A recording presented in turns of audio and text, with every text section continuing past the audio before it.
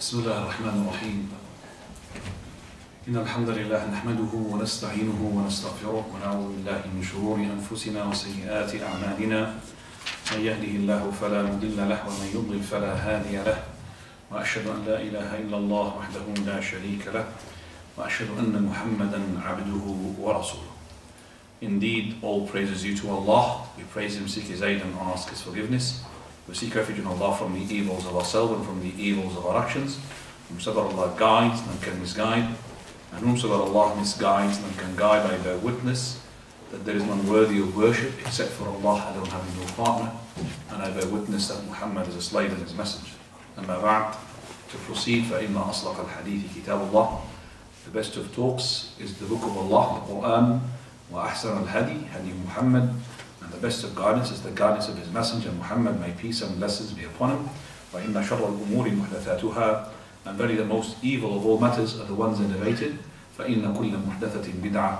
For every newly innovated matter in Islam is an innovation. وَكُلَّ بِدْعَةٍ ضَلَالَةٍ. And every innovation in Islam is a misguidance. وَكُلَّ ضَلَالَةٍ فِي النَّارِ. And every misguidance will lead to the hellfire. As we, alhamdulillah, are about to receive and welcome this guest that comes to us every year, the month of Ramadan, and we are, all of us, alhamdulillah, eager and keen to meet that month, and in which the hearts are full of taqwa, and we are trying our best to maximize whatever we can gain from the month of Ramadan. In the month of Ramadan, the thing that you want to gain from is the taqwa of Allah subhanahu wa ta'ala. So when Allah Azza wa Jal, He says, يَا أَيُّهَا الَّذِينَ آمَنُوا كُتِبَ عَلَيْكُمُ الصِّيَامُ كَمَا كُتِبَ عَلَى الَّذِينَ مِنْ قَبْلِكُمْ لَعَلَّكُمْ تَتَّقُونَ. O you who believe, fasting was prescribed upon you as it was prescribed upon those who were before you, so that you may attain taqwa. And that's what we are after, the taqwa of Allah subhanahu wa ta'ala. And once we get the taqwa, then we're going to get the forgiveness. And there are people whom will be set from the hellfire free. That means already they've been destined to paradise in every night of Ramadan. We ask Allah Azza wa Jal to be one of those people whom Allah Azza wa Jal will set free from the hellfire. So this is the month of Ramadan. We need to talk about what sort of specialties about the month, what are the excellencies of the month, and some as well rules regarding the month itself.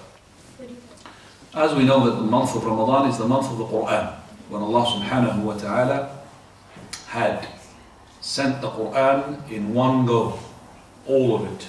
That is from the preserved tablet to the Baytul Izzah, which is the house of honor, and that is in the nearest heaven, from which Jibreel alayhi salam took the Quran along 23 years down to the Prophet sallallahu alayhi wa sallam.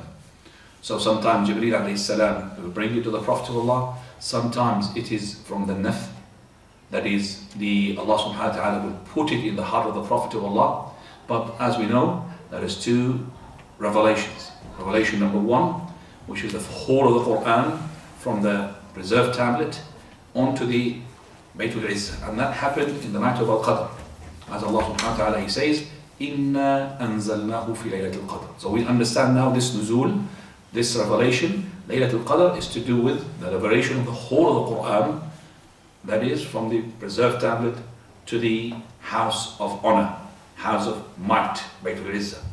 And that is very important to understand that, because some people will ask, how can the Quran all of it revealed in one night? And we know that the Quran was revealed in the life of the Prophet ﷺ, because this first revelation is the first revelation of the whole of the book. And then another revelation, where Allah subhanahu wa ta'ala, He says, شهر رمضان الذي أنزل فيه القرآن. شهر Ramadan, where the Quran was sent down. And you know, and you need to know, as for a fact, that the Quran, the first verses from that, which is in Surah Al-Qalam, Surah Al-Alaq, اقرأ باسم ربك الذي خلق خلق الإنسان من علق اقرأ وربك الأكرم الذي علم بالقلم علم الإنسان ما لم يعلم. That is those 5 verses of Surah Al-Alaq. Those, they were revealed to the Prophet ﷺ when he was in Ghar Hira, and they were revealed to the Prophet ﷺ on the 24th night of Ramadan. So the first 5 verses, they were revealed on the 24th night of Ramadan. And as for the whole of the Quran, was revealed on the night of the Qadr. Night of the Qadr, it could be the even or the odd from the last 10 nights. We don't know which night it was when the Quran was revealed. That means was sent down, all of it from the preserved tablet to the Bayt al-Izzah, the nearest heaven. We don't know which night of those last 10 nights. But we know from the Hadith Sahih that Allah Azza wa Jal had sent Jibreel alayhi salam with those 5 verses of Surah Al-Alaq to the Prophet of Allah when he was in the cave of Hira on the 24th night of Ramadan. So Shahr Ramadan alladhi unzila fihi al-Quran. So it is a month, as I said, that you seek forgiveness, a month you need to elevate as well yourself into the Iman, a month that where the hasanat would multiply, and a month where the Jannah gates will be open and the gates of the hellfire will be closed. Meaning that during the month of Ramadan, person has a tendency, a fitrah in himself, that is to receive the haqq and to listen to it. And that is why you find, amazingly, those people whom you've been trying your hard and your best to get into the masjid, in the month of Ramadan, they come willingly to the masjid by themselves. It's just their hearts had softened. It is that the shaitan, who is the outside enemy, whom I need to fight him all day and all night and the rest of my life, is being restrained, he's been locked up. Because of that, I feel myself, I've got tendency towards that month. You find those people you've never seen in the masjid coming to the masjid. So Allah subhanahu wa ta'ala basically is giving us a training session, a training period in which to get ourselves stronger. So when the month of Ramadan finishes, you are a person who is being trained as to be a stronger warrior against the shaitan. That's what it is. So when the shaitan comes, I am strong, I've got iman, I've got taqwa in me. And that taqwa and the iman, of course, drops down by the time. So you need as well to renew it. And the renewal here by a number of ibadat, which is the most important amongst them, is the salah. Because 5 times during the day, it reminds you of Allah subhanahu wa ta'ala. But in the month of Ramadan, it is an extra hard training. And in which that month contains the best of all nights, that is the night of Al-Qadr, which Allah subhanahu wa ta'ala had hidden from us which night it is, which is inshallah to be good for us. So to understand how the Prophet of Allah sallallahu alaihi wasallam, he spent Ramadan, how the companions, may Allah be pleased with them, had spent Ramadan, it's very important for us. And it is really a total loss. If the person finishes the month of Ramadan, he is gaining nothing. That means his fast has not been accepted, his prayer has not been accepted, because one of these following 2 conditions had been disappeared, or had disappeared, or one of these conditions, they're not there. It's like these 2 conditions, like 2 wings of a bird. If one wing is not working, then the bird will not fly. Number 1, the sincerity. And that is a person, when he fasts Ramadan, he fasted for the sake of Allah, not to take it as a training session for hunger, or maybe to drop his weight. Okay, that is in the back of the mind of some people who say, you know, brother, you're too, mashallah, big and too fat. Tomorrow Ramadan comes and I will drop down my weight. Well, that is, in a way, I mean, you might divert your intention. Instead of being the month of ibadah, you're waiting for it because you want to drop your weight. Okay, that is will scratch into your ibadah. So you are coming into the month of Ramadan, inshallah your weight will drop, but this is not your main aim. The main aim of yours is again the taqwa. Because every person of us, his iman drops down. I mean, we are human beings. And especially when we're living in an environment that as soon as we leave the house of this masjid, straight away, as soon as we open that door, we're going to find, especially in summer, something that drops your iman totally. People are, these days, they're hardly dressed up. Hardly dressed up. So we have to secure ourselves. This is the month. As I said, the month that we should not waste a single moment of it. Second condition is the condition that you need to follow Hadi Rasul sallallahu alaihi wasallam. That is the Prophet sallallahu alaihi wasallam's guidance. I need to know what breaks my fast, whether spiritually or materialistically. Meaning, there are things that break my fast, which is that I need to compensate for that day. Well, there are things that breaks my fast, I cannot compensate. For those people who backbite, for those people who insult, for those people who are cunning and always cunning, for those people who all the time are undutiful to their parents, those people who all the time, whatever foul language comes out of their mouth is only in Ramadan. So we find these people that they have lost it, and at the same time they can't compensate. It's different from a person who broke his fast with food, and there is an option for him because maybe he was tired, he couldn't go, But if a person had been abstaining from the food, yet not from abstaining from those things that would scratch his fast, then his fast is like the fast, we say, of an animal who can't find food. And that is why the Prophet ﷺ, he said,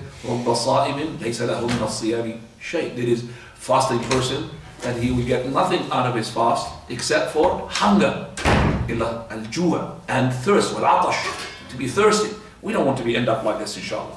The Prophet ﷺ, he will not start fasting until he sees the hilal. This is the first issue. That means he would see the crescent, and the crescent has to be, seen properly to the naked eye.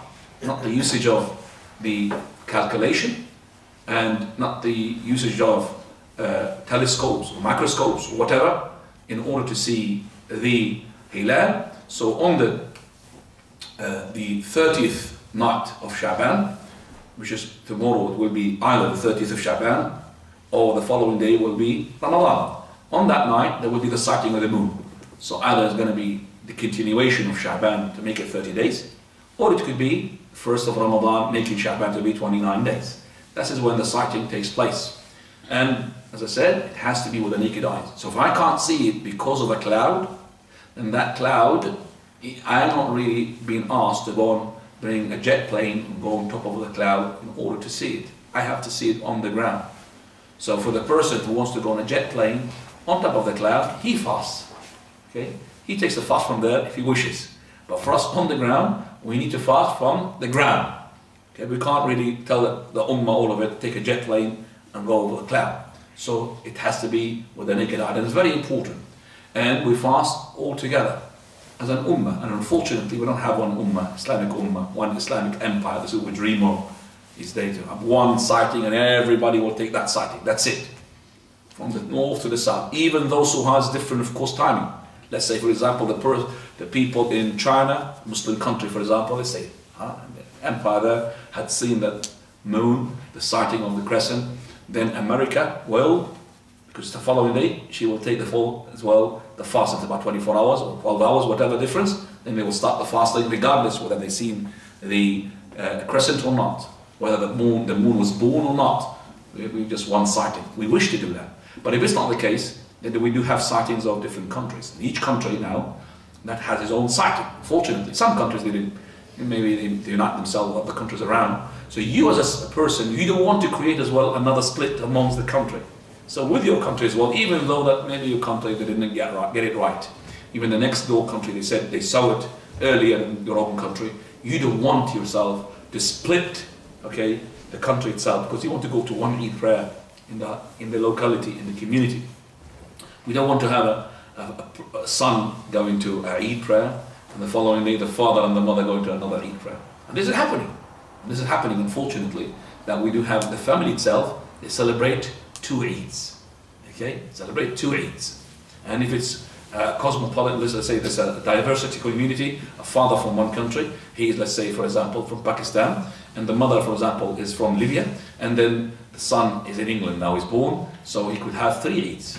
Because Libya was to have 2 days later the Eid, and the father will have another Eid which is on the, for example, the day which is before or after, and he will have the day of the Eid with the so-called, they call them Wahhabis, and this is the first one.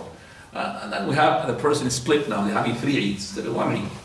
And I have witnessed that myself, where people, they split amongst themselves and the family. Also, it is enough to have one sighting. I mean, one person and one witness. If he sighted the moon, then the Ministry of Endowments, the ruler of the country, if he thinks that this person is a credible person who is worth taking his testimony, then he will command for the whole of the people to go and start the fasting. The Prophet of Allah, ﷺ, he commanded the community in Medina to fast because of the sighting of one Bedouin man. And those Bedouin are known to be tough and rough, and they have no common sense, but their testimony is to be accepted. And this man, he came and he saw the moon, and because the Bedouins are living in plain areas and the deserts, they are more of can see than the ones in the city where there are erected buildings.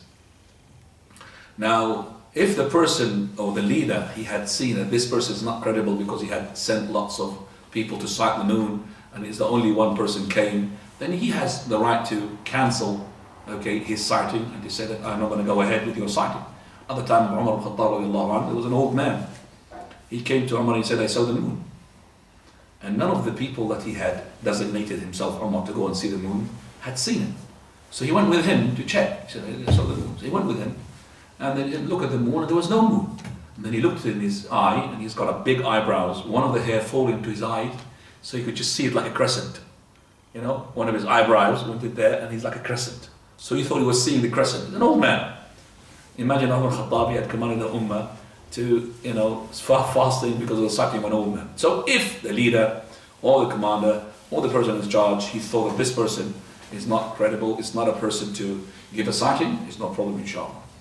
Also, that we need to know that the Prophet ﷺ, he forbade us from preceding Ramadan with fast, except if it's a habitual fast. So don't preempt Ramadan by 1 or 2 days, and that's important.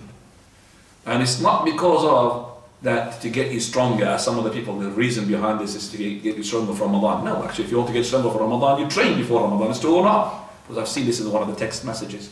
It's been flying around, 10 things to do for the month of Ramadan, and I have seen more than 4 ahadith which is not authentic in that article. So please stop forwarding messages before you check them. So this person is checking a message, 10 recommended acts, and in it you find Sheikh al-Albani as well, Sahih, but so many ahadith is unauthentic, and also as well like this issue which says because there is no fast after the 15th of Sha'ban is to get the person stronger for Ramadan. That's really not the reason.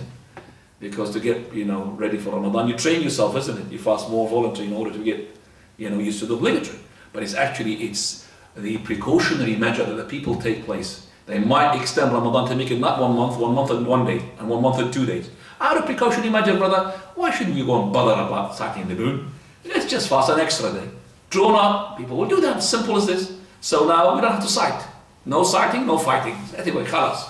30th of Sha'ban, we'll consider it first of Ramadan. Whether it's 30th of Sha'ban or not. No, this is sighting of the moon is a mere worship. We have to do it. We have to sight the moon. It's exactly the same, my dear brother, my dear boy. Sit down properly. Come here. Come here. Jazakallah. I want you to sit with you and listen to your eyes, mashallah.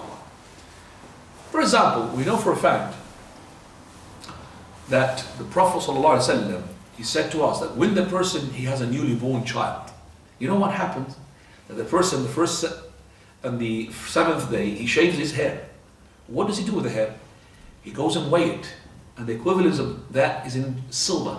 And whatever silver he takes, he gives us the worth of it in money to the poor people. So somebody could say, well, I know the baby's hair of mine, and now it's not going to worth that much. It's not going to worth even £5 because the silver is very cheap. So I'll give £10 and that's it. No. The sunnah is to go and cut the hair and go weigh it. It's not just simply, I know if you pay £20, definitely you pay more than the hair is worth. But the sunnah is to take the hair and weigh it. And imagine you go to the jeweler, bringing something. How much gold you got? No, I got some hair. What? Yeah, no hair. For my baby, I want to weigh it. What is this? And then start explaining to him. Imagine you might open his heart for Islam, just for that hair. So the brothers go to the jewelers, I'm going to weigh the hair. How much is that in silver? Work it out. I said, so is this really what Islam is all about? MashaAllah. Look at that. So that sunnah brought a person into, just to look into Islam. Maybe he's not going to become a Muslim, but I'm just saying. So at least he will come and look into Islam and will investigate. So the Prophet ﷺ also, he told us not to do the fast except with the intention. We have to have an intention, and this is intention for the obligatory fast. لا صيام لمن يبيت النية بليل. There is no fasting for the person who prepares himself for the following day. That is, he has to make the intention after he breaks his fast in the Maghrib. So when we say tomorrow is Ramadan, your intention already to fast is after the Maghrib, the night before. That's your intention. Your intention is, that means you have made your intention to fast the following day. It is not to sit or stand in front of the mirror and start talking to yourself, I intend to fast tomorrow. No, it's not that. It's actually your will, your consent. That is, you're going ahead to fast of tomorrow. If you did not know that tomorrow was Ramadan, due to the fact that you were not told by the people, you were somewhere else, and suddenly the following day, before Fajr or after Fajr, they told you that today is Ramadan, then you just make your intention on the spot. No problem. Because you had the intention already. Once you hear that Ramadan is tomorrow, then it will take place. So, what is the proof for this? The day of Ashura, before, at the beginning, it was a day of compulsion. It is compulsory to fast the day of Ashura. And the history behind the obligation of the fasting of the day of Ashura, which is the 10th of Muharram, is that the Prophet ﷺ, he had told the people of Medina, and he made an announcement, that those people, well, it was on the day of Ashura itself, in the morning, before afternoon, before Dhuhr, people, some of them had eaten, some of them did not eat. He said, those people who had eaten, then let him continue. Then what? Continue. And those who did not eat, abstain, don't eat. For today is the day of Ashura, and it was compulsory.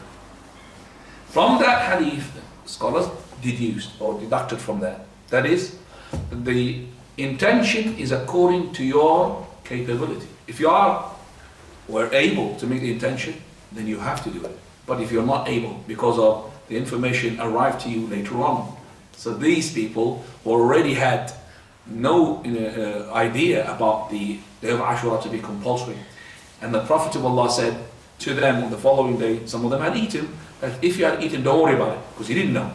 Continue now fast, and it will count for you, and will count it for you as well. So you have to make this intention during the night. Now, do I need to make intention every time and every night for the following day? That's the difference among the scholars. But I'll tell you what, if you do the following, then you don't miss your intention. If you keep making the sahur and eating the sahur, you know the sahur, pre-dawn meal, as-sahur. As-sahur is the food, suhoor is the time.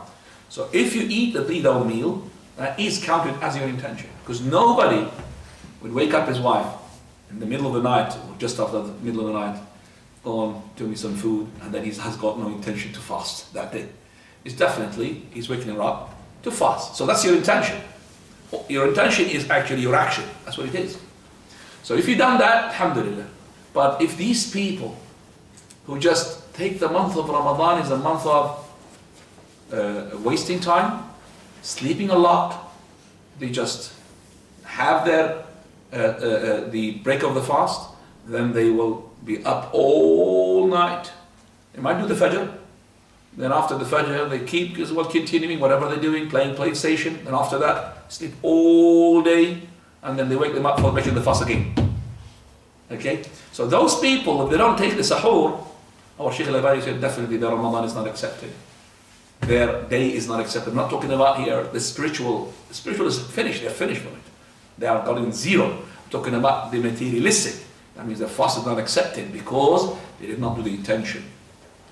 So to be on the safe side, after you break your fast, while you're breaking your fast, that is, your mind is that you're going to intend to fast the following day. This is on the safe side. And I will tell you, that if you had broken your fast during the month of Ramadan, due to illness, due to, for example, that you were traveling, then or for example, the woman who had menses or menstruation, then you must renew once you resume the fast. You have to, because once you have to travel, then you forgot about the fast now. So you need to renew that the night before. Forget, the night before means up to Fajr. So you've got all the way before dawn, you could make your intention. But if you just slept and you woke up in the Fajr and you didn't make an intention, then that day is not be accepted, even though some of the scholars, they said you have to abstain from eating, just for the respect of the month. We will talk about that inshallah when we come to the rules of Ramadan. Also, we say that the person, he needs to adhere to what the Prophet ﷺ used to do, that he used to hold from those breakers of the fast, from the Fajr al-Sadiq, means the food and the drink and the jima', which is the intercourse once the Fajr, the true Fajr comes out. Because there are true Fajr and there is another Fajr, it's called the Lion Fajr. The Lion Fajr is the Fajr where the light is not horizontal, it's vertical. It's just a light, you could see it. But the one which is the true one that comes after it, which is the true one that is the horizontal, that pushing the darkness of the night from the top of the mountains or the top of the horizon, you could see it. That strip of that white light, or reddish, let's call it, that's the Fajr. From that, you have to abstain. I'm sorry about this.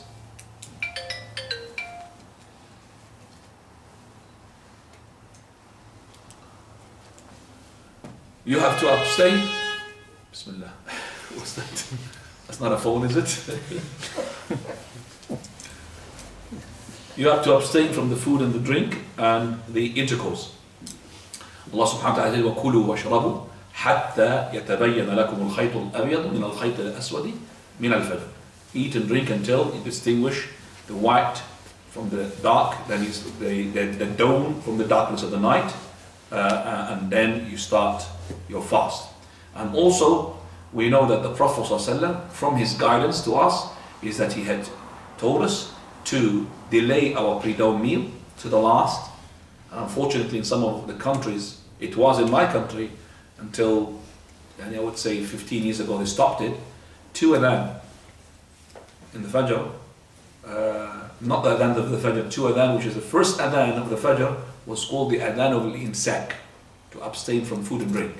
And that is before Fajr by about half an hour to 45 minutes. I don't know the other countries, Algeria or Egypt, they had the same, but we used to have, the calendar being printed by the Ministry of Endowments. In it, it says adhan al-imsak, that is the adhan for abstaining the food and drink. You should stop. And then after half an hour, the adhan of the Fajr. And after the Fajr, there's the 15 minutes, 20 minutes, half an hour, the Iqam of the Salah.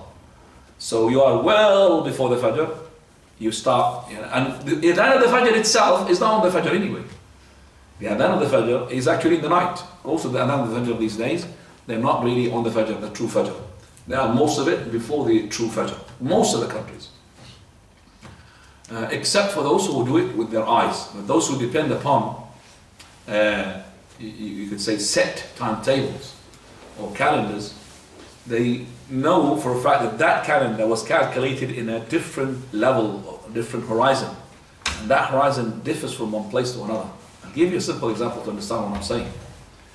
If you are living in a land which is very low, like a valley, your dawn and your maghrib is different from a place where it's up on the hills. So when you are in a valley, you'll find the sun sets on you well before those are the ones who are on a higher ground. So for example, you are on top of a board of a plane, let's say, you're flying. You'll find the sun still there, but if you had managed to call your family at home, which is down, they would say, yeah, the sun has been set. They can't see it. But for you, you're still seeing it because you're up. And if you go to Dubai, the Burj Al Arab, or the Tower of Arab, I don't invite you to go there, but I'm just saying, if you go there, in the lift itself, you have so many floors in it, it's almost a mile in terms of height-wise. So in it, from the first, for example, floor to the 20th, they have a different timetable for breaking of the fast. After the 20th floor to the 40th, 40th to the 60th, the 60th to the 2, up to the 200, 250. So the one who is in the top, the 250th floor, or the 300 floors on the top, he has a different timetable from the one who's on the ground floor. He could break his fast. Now, the one on the floor would break his fast almost one. Sorry, I forgot to switch off my phone. It is somewhere here. Yeah, there it is. It's the same guy here.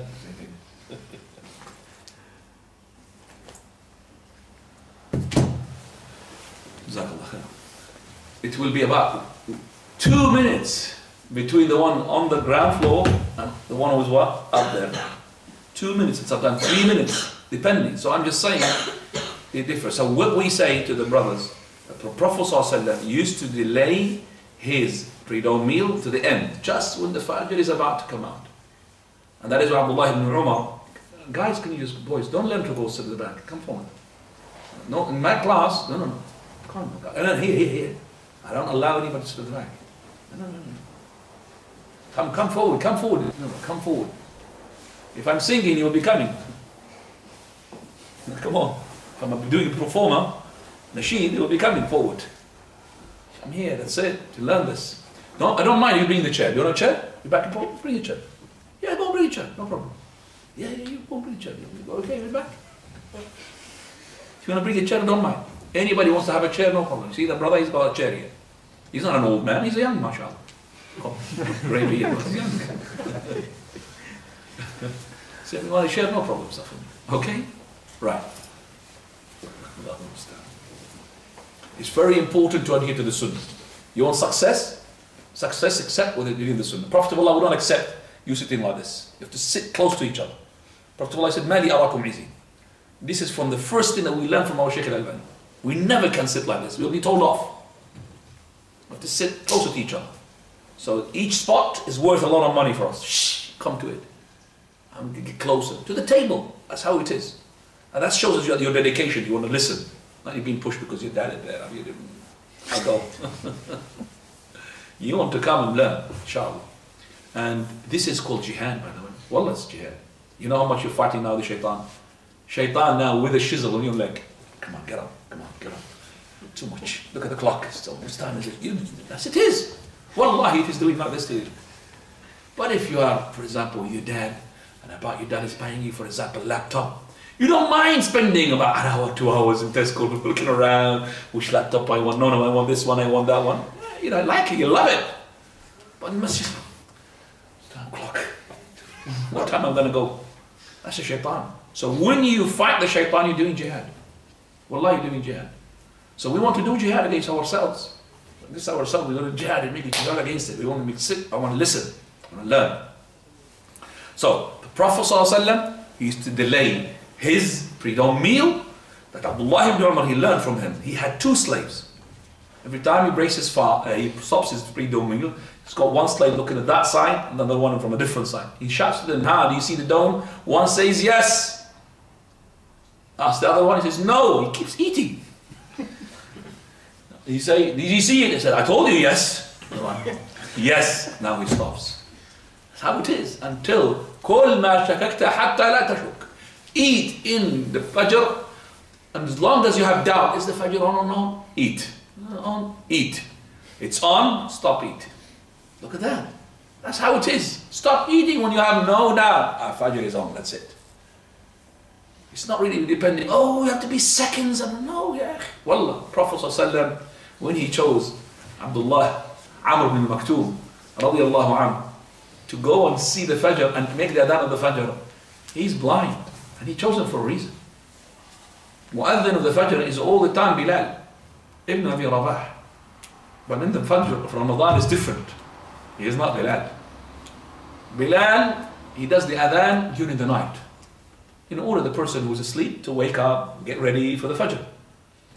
And the other one is the one who does in the Fajr. So the Prophet ﷺ, "La yaghurrannakum adhan Bilal." Don't be deceived by the adhan of Bilal. He makes adhan during the night, until this one comes down, and the other one climbs up, and then he makes the adhan, that's when you stop. So this one comes up on the Fajr, he wants to make now the adhan. He goes on top of a roof. So he wants to make the adhan. He's blind now, he can't see the Fajr. He's been appointed specifically for the job because he's blind. But you can't see Fajr, how are you going to feel Fajr? Fajr, man, let me make adhan. How are you going to do it? So the people passing by.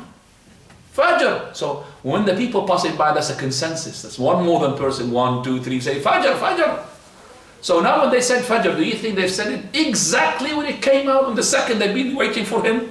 The Prophet Allah did not really appoint something for people next to the lineman. Soon as he comes, go to him. No. People passing by. It could be a minute past on. 30 seconds, 20 seconds, minute, 2 minutes, it could pass. It's not like that people what they think. Asbahta asbah.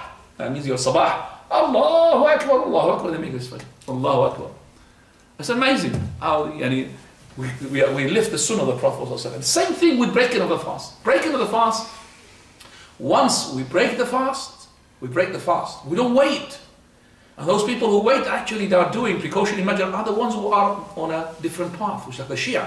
The Shia, they wait until the stars appear. It's night. So the Maghrib is passed, it's almost Isha, then they start eating food. It's not us. As soon as we know it's Maghrib, we break the fast. And that is why the Mu'adhin, the one who's going to make the Adhan, is supposed to what? Break his fast first. Then he does the Adhan. Not to wait, make the Adhan until wait, or to make Allahu Akbar, Allahu Akbar. Allahu Akbar. No. Before he does the Adhan, he eats. And then he says Allahu Akbar, Allahu Akbar. So if you are a person next to the Mu'adhin, and you saw the Mu'adhin broke his fast, because he's going to make his Adhan, don't wait for his Adhan. Break your fast. So you are commanded just to know this. So if I see the Maghrib of myself gone down, I'll break my fast. I'm not going to wait for the Mu'adhin. Maybe the Mu'adhin has got something wrong. He's got to the toilet. I can't wait for him. So I've seen the sunset. If I can't see the sunset, if I'm between like in a masjid like this in the building, then I have to abide myself with the timetable. If there is somebody had calculated the difference between the timetable and the real sunset, and he told the masjid, then they have to abide by that. Because timetable has not been set by the masjid, it's been set by, you know, they call it like a conservatory, or whatever it is. They took the timetable from them.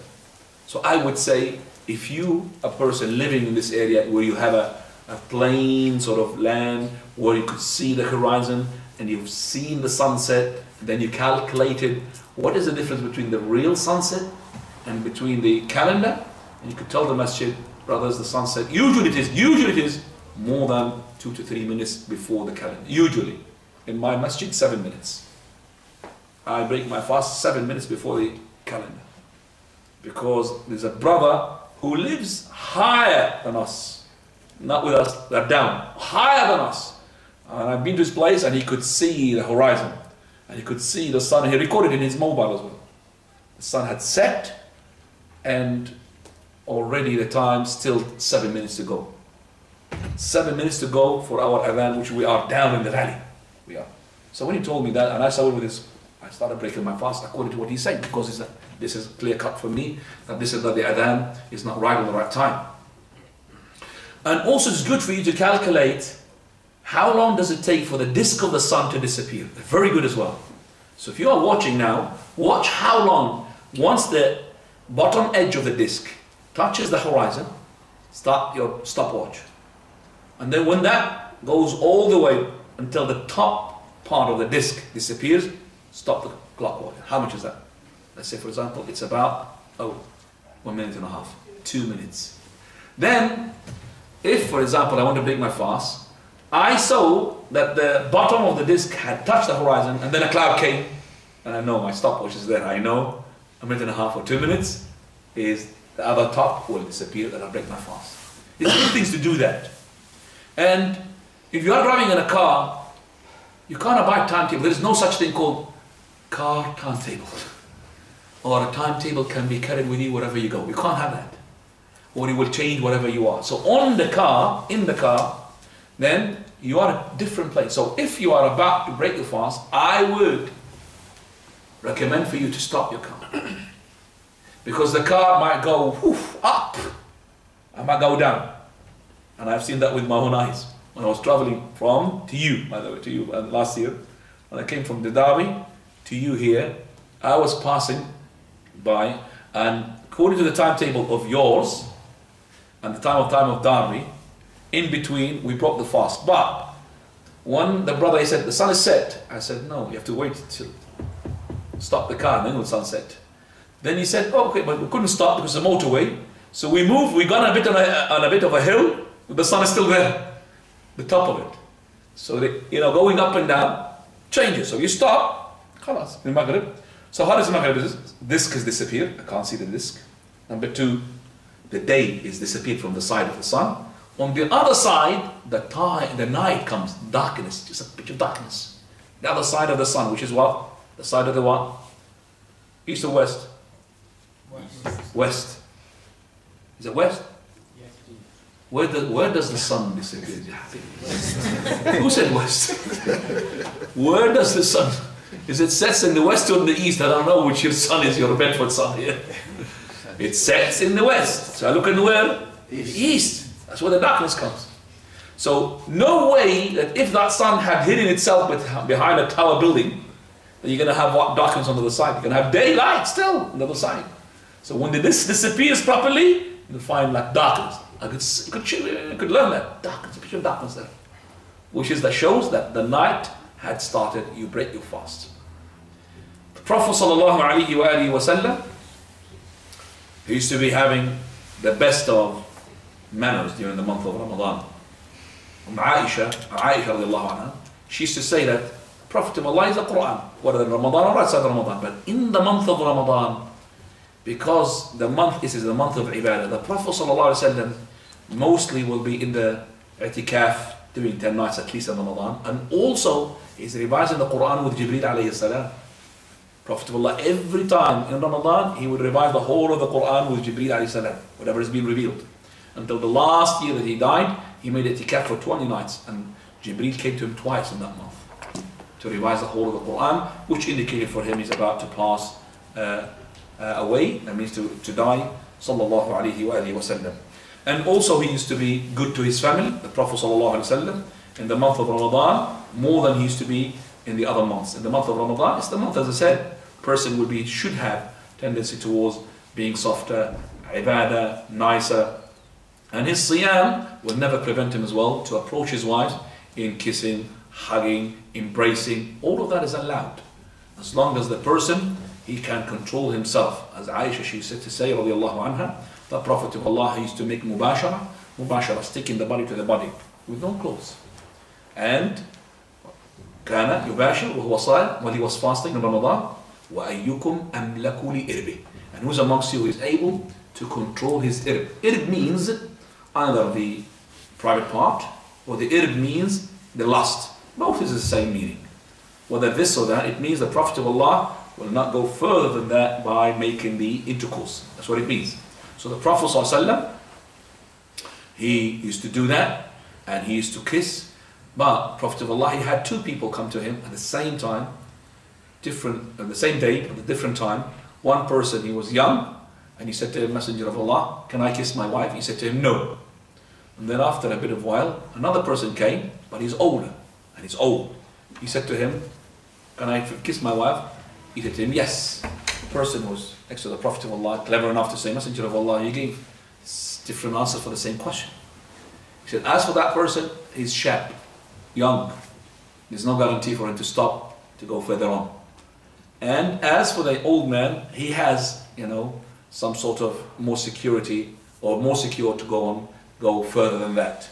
But this is to you, young and old, sometimes nothing to do with the age. It's to do with the lust inside the person. You could find, for example, a young person who's strong enough and he's cold regarding this issue, so it doesn't matter for him. And you could find an old man, but he's hot.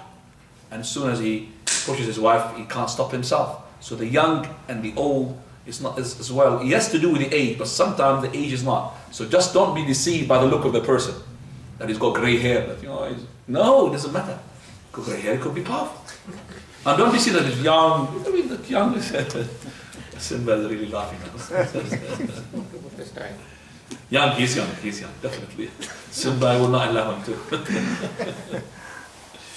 Khair, inshallah. The Prophet ﷺ, he will never abandon the siwak. In Ramadan, whether in the middle of the day, beginning of the day, or at the end of the day, just before breaking the fast. Siwak is in his mouth. The siwak is the most practical way of keeping your mouth fresh and clean and nice, especially in the month where you're going to have no food in your stomach, and you definitely going to get that smell, not because of the rotten teeth, no, or unclean teeth, no, it's because of the empty stomach. That empty stomach is going to produce that bad odor.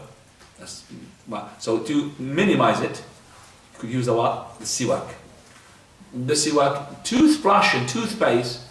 Okay, you could toothbrush and toothpaste as long as you don't swallow.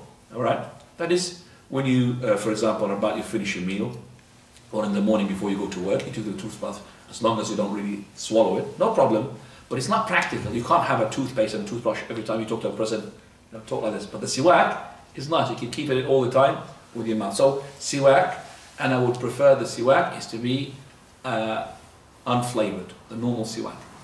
Siwak which is immersed into lemon, and immersed into cucumber, and immersed into whatever, watermelon. Just have the normal siwak. Okay, normal siwak, and do the siwak all the time. Keep your breath fresh. Don't eat the siwak wood of itself. Don't eat it. If you eat it deliberately, you'll break your fast. So anything that comes from that brush, spit it out. If you eat it undeliberately, it's no problem. We're going to come to that inshallah, maybe in the following week when we talk about the mufattirat. But today we're going to talk about the general etiquettes of the month of Ramadan. In the month of Ramadan, the Prophet ﷺ also he had made hijama. I'm not saying it's sunnah to make hijama, but he had made hijama while he was fasting. It means that those ahadith which talks about that the Prophet of Allah, when he said, after al-hajim wal-mahjum, the one who makes hijama and the one who made hijama upon him, hijama, you know what hijama? Cupping with cutting.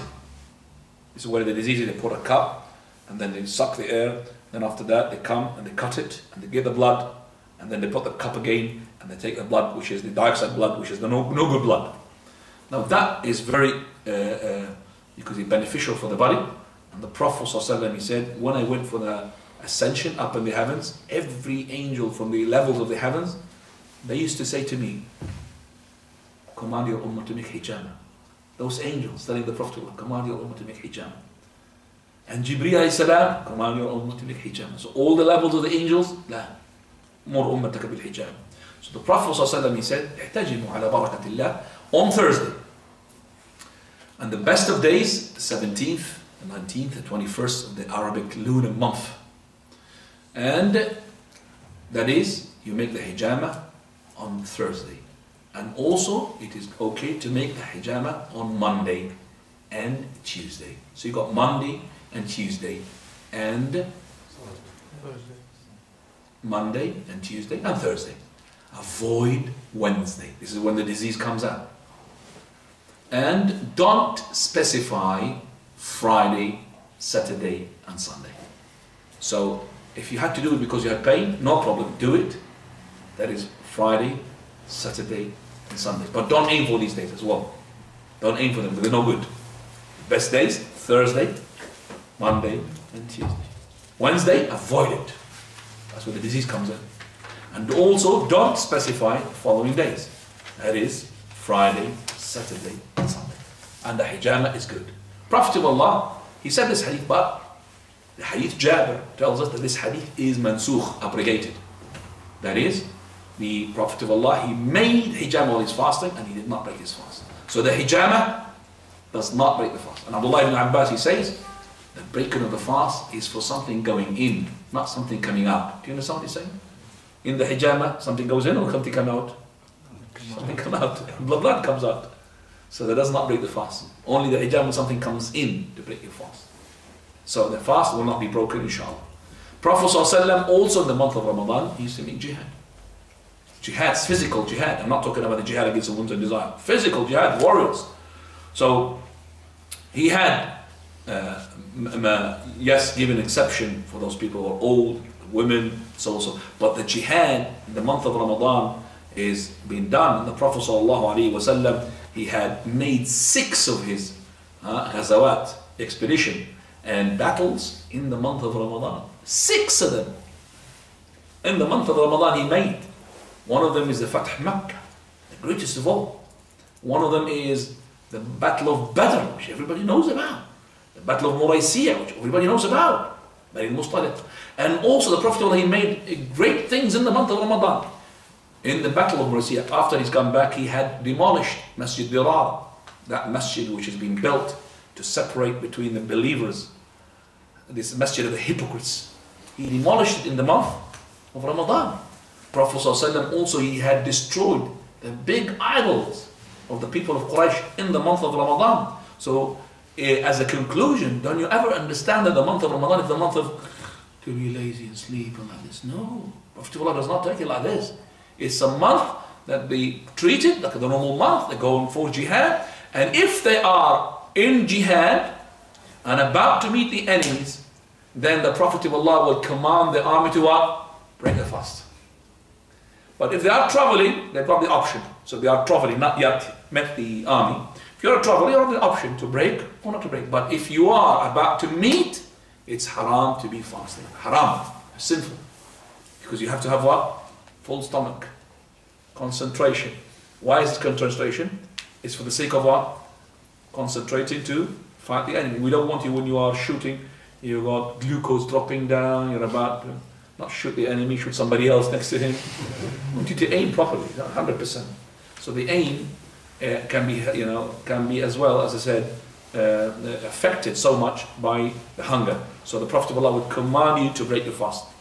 Also, the month of Ramadan, the Prophet ﷺ, from his mercy to the Ummah, he had made a concession by Allah, of course, a concession to the person who's a traveler, that is to break his fast if he wishes, and the ill if he wishes, because some of the ill people, they are powerful. Some of the ill people, that illness is already affected, and also to the old man, and to the old woman, and also to the pregnant women, and also to the breastfeeding women. So as for the traveler, he has to compensate on other days. As for the old man and also the ill person, he has to compensate on other days, except if the illness was we call it long-term illness, chronic illness, long-term illness. Then in this case, the person's got diabetes. Well, you know, diabetes may become, inshaAllah, non-chronic very soon. In my country, in Jordan, they have succeeded to make the first operation in the whole world, in Jordan, believe it or not. That is the first operation to take a cell from the hand of the person himself and put it in his pancreas, and it grew, and the pancreas gone back again to function. Recently, it's only less than a month ago. And that's a breakout. And the Americans were there and they witnessed the whole operation. And there was a little girl, it's about 15, 14 years old, and she was diagnosed with total collapse of diabetes. So they have implemented or planted one of her cells into her pancreas, and it grew. SubhanAllah. So for anybody with diabetes, this is for you as well, a light of hope. Because diabetes is a disease, we call it, it's a long-term marriage. It will not divorce you until you die. That's the time when it divorces from you. So it's a long-term, so if you can really cure it, alhamdulillah. Anyway, the chronic illness, you have the right, just like the old man, the old woman, just like the pregnant women, and also the breastfeeding women. All of these, they come in the categories, وَعَلَى الَّذِينَ يُطِيقُونَهُ فِدْيَةٌ طَعَامُ مِسْكِينٍ.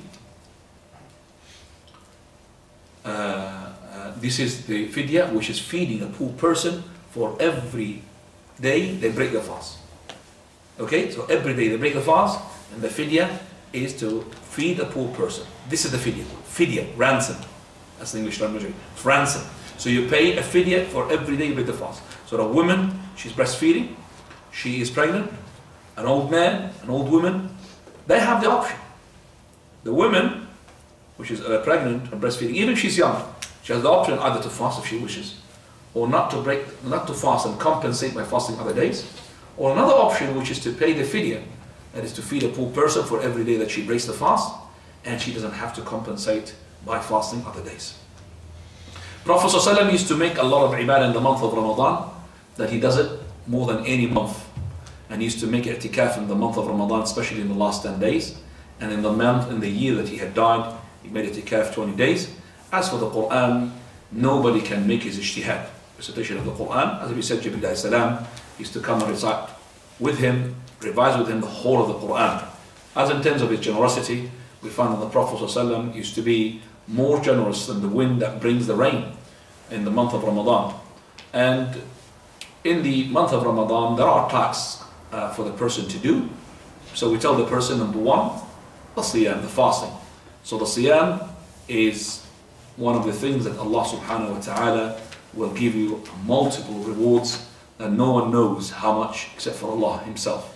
كل عمل ابن آدم له إلا الصيام فإنه لي وأنا أجزي به. All the actions of the son of Adam are to be for him. But the siyam is for me, because nobody knows that you are siyam, you are siyam except for Allah. I mean, nobody would walk as a siyam and hang a big sign on himself, I'm a fasting person. So if you're fasting, Allah knows. You could be pretending that you're fasting, but you're not fasting. So if you're fasting truly to Allah subhanahu wa ta'ala. Sincerity is there. So we say fasting and also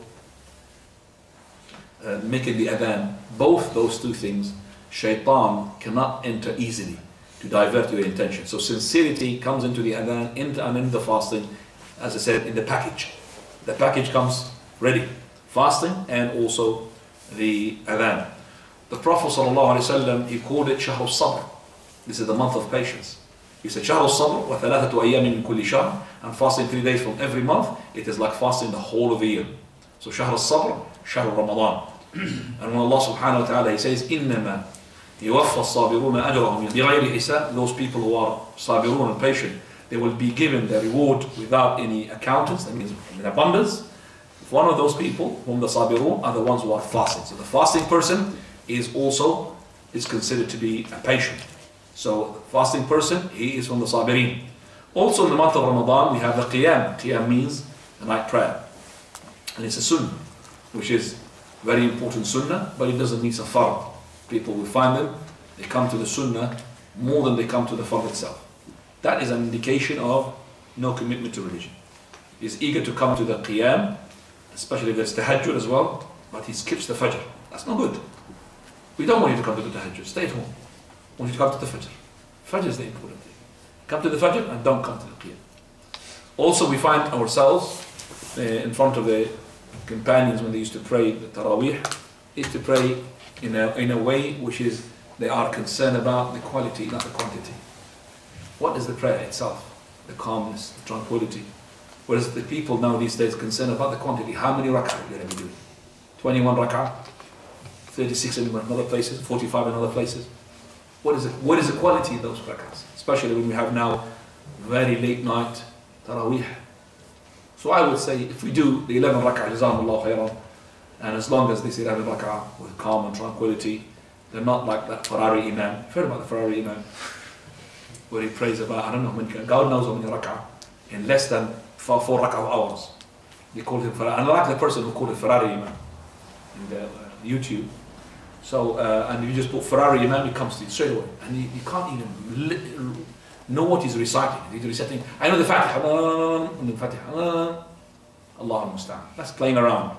Also the sadaqah, the charity, don't forget it, in the month of Ramadan. Also, from those acts which are good, is to give a fasting person a meal. Because if you gave him a meal, that you have gained the reward of that person as well. He will get the reward of fasting himself, and you get a duplicate reward from that person to you yourself. مَنْ فَطَّرَ صَائِمًا كَانَ لَهُ مِثْلُ أَجْرِ الصَّائِمِ. So, does that mean just if I give him the dates of some of the people, some of the brothers when they bring food to the masjid, for example, to make the people eat, he's worried, he comes, what about these people bring the dates and he just gives it to the person who's breaking the fast and he took the reward, khalas, that's it. I said, no brother, don't worry. You will have the reward of the dates, and you have the reward of giving him the meal, the food. You are the reward, don't worry about that. Allah will not be unjust to you. But this shows us that people are racing each other to make you break the fast with them. If you went to Medina, you will know what I'm talking about. In Medina, in the month of Ramadan, as soon as you come into the haram, you'll find people who are representatives. Like we have agents, they knock on your door, want to sell you an item. And these people, they're agents, but agents for the iftar. So they made their meal, and they send their friends or their family members, and he comes out as hunters. He's hunting for you. He takes you. What? He doesn't let go of you until he takes you to what? To his dining place where he's going to put his food. He wants you to eat there. SubhanAllah. That just in itself brings iman to the heart, and you're so happy with this. And this brother's holding you, not letting go of this. And this is in Medina until today. And it's very nice. You eat with them, especially they like the za'atar, the za'atar. It's a special green stuff. Not if you put it with the dipper with the oil. What do you call it? Oregano. مش oregano, za'atar. يقولون za'atar. أهل الشام يعرفون. Also from those good things as well, to recite the Quran all the time. Quran is there. And as well the Umrah. The best of the acts that you could make in the month of Ramadan is to make Umrah. Umrah, it will involve charity, it will involve fasting, it will involve Umrah in itself, it will involve recitation of the Quran, all of it in the Umrah. So the Umrah in Ramadan, as the Prophet ﷺ said, just like you're making what? Hajj with the Prophet ﷺ. But I have to make sure that you understand there is no special reward for Umrah in the last 10 days. Do you understand that? The Umrah in the whole of the month. There is no excellence or more reward for the Umrah in the last 10 days than the Umrah in the first days. There's no such thing. So the Umrah is always in the month of Ramadan, is a month, all of it is to be rewarded. Laylatul Qadr is a night that we, inshallah, when we come close to it, we could really explain the night of Al-Qadr. For verily the Prophet ﷺ, he had encouraged us to seek that night with the ibadah. Inna anzalnahu fi laylatul qadr. And also from the, there are lots of things that have gone. Let's just come to the last minutes, the last bits because of the time. I'm going to give you question and answers. We say to you that there are some bid'ah had come into the month of Ramadan, and we'd like to share it with you so you understand that you should not be supporting such bid'ah. Number one, that is hastening the pre-dawn meal and delaying the breaking of the fast. It's against the sunnah. Also, when the adhan is being called of the fajr and you are eating, some of the people start to take the food out of the mouth. That's not from the sunnah. So you don't really bring it out, take it out. That's not from the sunnah whatsoever. Also, to make a precautionary time. If you look at the time of the table of some of the people, of some of the masajid, they will add extra 5 minutes starting from the month of Ramadan when they break the fast, and they will make the fajr as well earlier. As well, it's a precautionary time. All of that is not from the right. Also from the bid'ah is that to utter your intention in the fajr, for example, into the sahur, I intend to fast such and such day.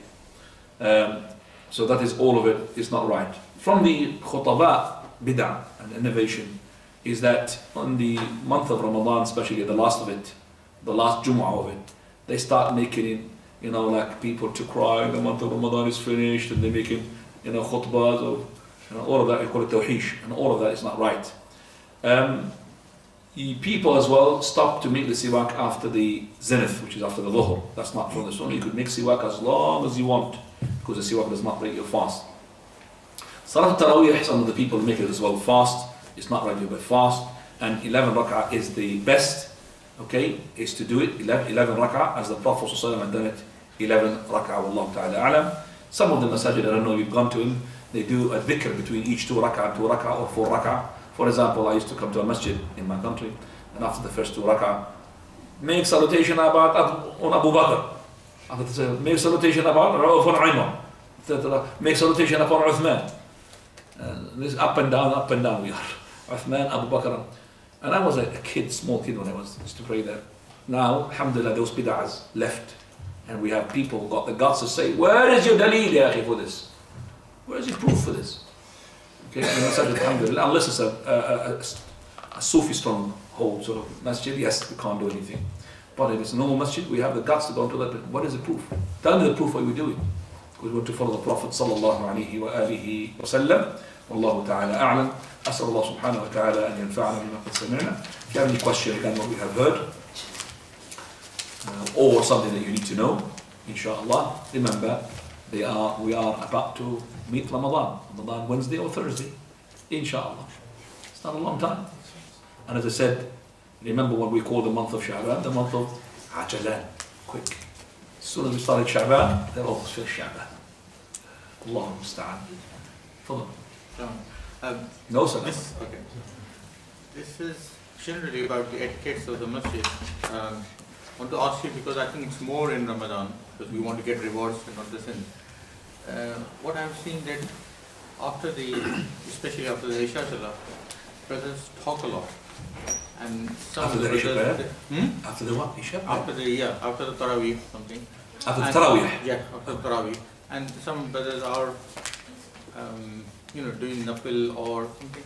But I feel that this is you should be quiet and make the zikr to go to sleep rather than there is a lot of noise. Okay. Well, the question is, for the sisters, there are sisters. Are there sisters here?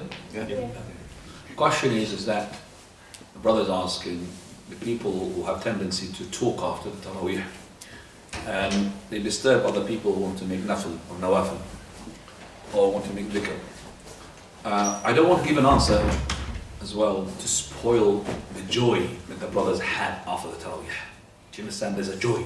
Once they finish the Taraweeh, they have joy, relaxation, really done the night. The Prophet ﷺ, he said, "Man qama ma'a al-imam hatta yansarif kutiba lahu qiyam layla." If the person stand up with the imam, does all the rak'ah with him till he's finished, then all the night prayer has been recorded for him. So you finish with the imam, with the witr, you don't have to do any rak'ah. Khalas, it's been written for you that you have done all night qiyam. Hatta yansarif, until he finishes. Not hatta yansarif. Some of the brothers who misunderstood this hadith. When our imam, the brother, he finished his salah, the Taraweeh, and he sat down after the last rak'ah witr, and people sat down, the brothers, and he wanted to stay, and then staying. He said, why don't you brothers go? He said, because the Prophet of Allah said, until you leave. He said, no, leave means he's finished the prayer. It's not physically leave, I leave myself, because the prayer is finished. So there is no harm that after the prayer, that the people meet each other and socializing with each other. As long as they don't disturb a person who is praying. Let's say, for example, a person who came late and he's still making up. He came the last rak'ah witr, he did not make the witr, he's just going to do the witr. So as long as they're not disturbed. But to go and start another prayer after the Taraweeh is not right. So you definitely know that when we have the Eid in our masajid, which is not supposed to be the case, after the prayer of the Eid, you can't, and after the khutbah of the Eid, you can't stop people saying, salam and hugging each other and being joyful. This is a rejoice. People will hate you if you start talking about this issue. They wouldn't like you. Well, this person is keeping us quiet, can't even talk. The masjid is supposed to be a masjid. Quietness is all the time supposed to be the norm. But there is no harm if there is a specific time that the person is allowed to do what he's not supposed to do. For example, the Prophet ﷺ had the people of Habasha, Abyssinia, to come and make a show. You know what's a show? Into the masjid. Playing with the javelin like this, up and down. Aisha's looking as happy. It's a show. It's like a circus, but an Islamic one. It's Islamic circus. And they're playing with the javelin and they're in the masjid. So somebody from over, what are you doing in the masjid? Well, this masjid is not, if it's been done for the show every day, we say, no, it's not right. The show had happened once, twice, in the whole year. So if that is the case, the month of Ramadan, if the people after the month of Ramadan, after they want to have, for example, some chat and go and have some chai, coffee, we say to the people, brothers, don't disturb one another, not just by chatting, even by Quran recitation. Your Quran recitation can be as well disturbing to your brother. So if I'm, for example, talking quietly to my brother, and you start reading the Quran, Alhamdulillahi Rabbil Alameen, Ar-Rahman Ar-Rahim, you can't just say, oh, you can't stop me, brother, because I'm reciting the Quran. No, I could stop you, brother. You have to recite the Quran in a way you can't disturb me. Just like I'm respecting you, I'm not disturbing you. So you are disturbing. Prophet ﷺ, he called it فَتُؤْذُ الْمُؤْمِنِينَ لَا يَجْهَرْ بَعْضُكُمْ عَلَى بَعْضٍ فِي الصَّلَاةِ. Don't pray against one another and raise up the voice. Because if you start making your dhikr after the salah in a way which is disturbing me, either I'm going to go along with you, or I'm going to make my voice louder than you in order to make my own dhikr. So you said, Astaghfirullah, Astaghfirullah, Astaghfirullah. I can't do my dhikr. I have to say with you, Astaghfirullah. I have to go along with you. Or if I'm to do my own, La ilaha illallah, I'm on top of you. That's how it happens. And that is why we find ourselves. That is when the Prophet ﷺ used to say, La ilaha illallah wahdahu la sharika lah, kana yuhallilu bihim, used to raise up his voice in it, not in the way that to disturb, but the Imam has the right sometimes to raise up his voice in order to teach the people behind him, but not to make it as a norm. Every time he finishes the prayer, Astaghfirullah, Astaghfirullah. It's not right, it's not right.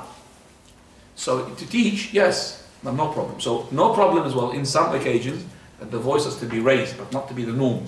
Not to be that this is that what, oh, masjid is always a fish market. No, we don't want a masjid fish market here. We don't want the masjid to be a fish market. You know, have you heard about the fish market? Have you seen the fish market? You haven't. No, you haven't seen it. You need to go 3 o'clock in the morning to see the fish market. And then you go to London to that place. Oh, everybody talking. Everybody's shouting. Nobody's listening to the other. That's called the fish market. That's what they say. A phrase being said, a fish market, that means everybody's talking. Wallahu ta'ala a'lam. So, the masjid is for social gathering, for ibadah, for everything, but normally it is for ibadah. Jazakallahu khair. Fadal. Is the intention for this one time is enough, not for new every day? Well, if I want to need. I said, because you came late, Yeah, exactly. I said that this is a controversial issue. Some of the Sheikh, they said the whole month is enough. Some of them, they said Sheikh Al-Albani for every night. And every night, if you do the sahur, that's your intention. So if you did not do the sahur, if you had the intention to, after you broke the fast, to make the following day, that's your intention. But for the person who does not have sahur, he has to make sure that he has the intention. Sahur, alhamdulillah, the sahur comes with the package of the intention. Sahur with intention. Sahur with intention. Alhamdulillah. There is a sisters. For sisters? Okay. If you forgot to wash a certain part of your body when making wudu, and you start praying, and remember what you need to leave the prayer and redo your wudu. When the person remembers, definitely, not as in terms of that he is in doubt. Especially if he's got this waswas. Waswasa, shaitan comes to him and he knows of himself, he breaks his prayer a lot, then ignore that shaitan. But if you are not a person of that illness or that symptom, and you had remembered definitely that you did not wash a limb of your wudu, then you stop the prayer straight away and you go and make the wudu. Either you continue your prayer from where you left it, even though you remembered in the prayer that you had your wudu invalid, that part of the prayer of yours is still valid as long as your wudu is not far away. So you make your wudu if it's close by, you minimize facing other than the direction of the Qibla, you don't talk because you're still in a prayer, and then you could come back and continue from where you left it. And whatever has been prayed before, even though without wudu, it is considered to be okay. The reason behind this, the Prophet ﷺ one day, he said Allahu Akbar, and then he remembered that he was on janabah. So he made his hand to the back and he gave a gesture with his hand, that means stay put, wait. He went, he did not make wudu, he had a ghusl, wash. And the wash of the Prophet of Allah, the door is next to him. Went inside, had the ghusl, came out, and then he continued to pray. He did not start from the beginning, Allahu Akbar. So the people behind, they said Allahu Akbar, and they are in the position of what? Recitation of the Quran. They stayed like this, waiting. Allah made the wudu, came back and continued, did not say Allahu Akbar again, and continued. So that Allahu Akbar, the first one, was on what? It was on janabah. It was on janabah. It's considered to be valid because it's the Prophet of Allah did not go far away. He made his ghusl and came back. So if it is the case, you have this option. Otherwise, you totally invalid your prayer. You start talking and walking, whatever you want to do, and then you renew the wudu and you start the prayer from the beginning. And whatever applies on the person applies on the imam. The same thing as well. Now, come on. The Prophet ﷺ used to dry dates with pure butter. What's the Arabic name of that? Rutab. What is it? Rutab. Rutab. Ripened dates. No, dried dates. For like Ajwa. Dried dates mixed with pure butter, and it was dried out in the desert for like 6 months. I have no idea. You tell me about it, inshallah. He used to eat it when he used to travel. You could bring it please for me, because where did you hear it from? Not from the back of the tablighi. No.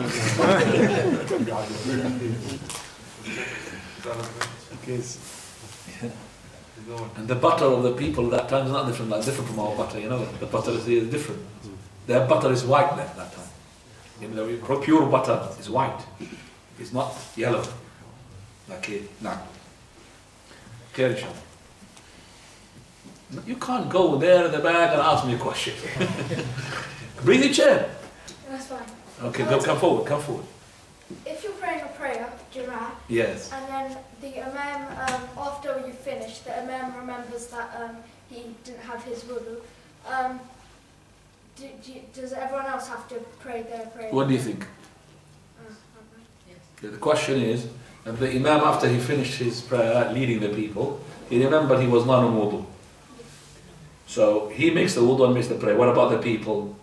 They finish with it, they make the prayer again. I'm asking you, come on, answer the question. Don't worry, say yes or no. What do you think? I don't know. I know you don't know, but keep on asking. I wouldn't have asked if I knew. I'm just saying, have a guess. Will he pray? Yes, probably. Yes. No, you don't have to. Oh, you don't? You know. Because the Prophet ﷺ said they will lead you in the prayer.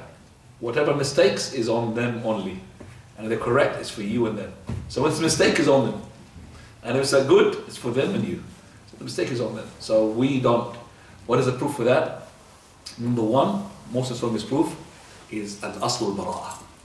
That is, there is no proof to say that they should make wudu. That's the biggest proof. You have to have a proof to be. The other one is to support our principle. Is Umar ibn Khattab radiallahu anhu. He led the companions, and he was, after he finished the prayer, he remembered he was in Janaba. He himself washed, repeated the Fajr prayer, and he did not command the people to pray. And that is consensus of the companions. That's another proof to, as I said, if we don't have the proof of Umar, we have the principle. To make them to do the prayer, you have a dalil. You have to have a dalil for that. Wallahu ta'ala a'lam. And subhanakallah bihamdik, ashhadu an la ilaha illa anta astaghfiruka wa atubu ilayk for listening. And inshallah, in 2 weeks' time, let's finish on this. In 2 weeks' time, it's going to be the first day.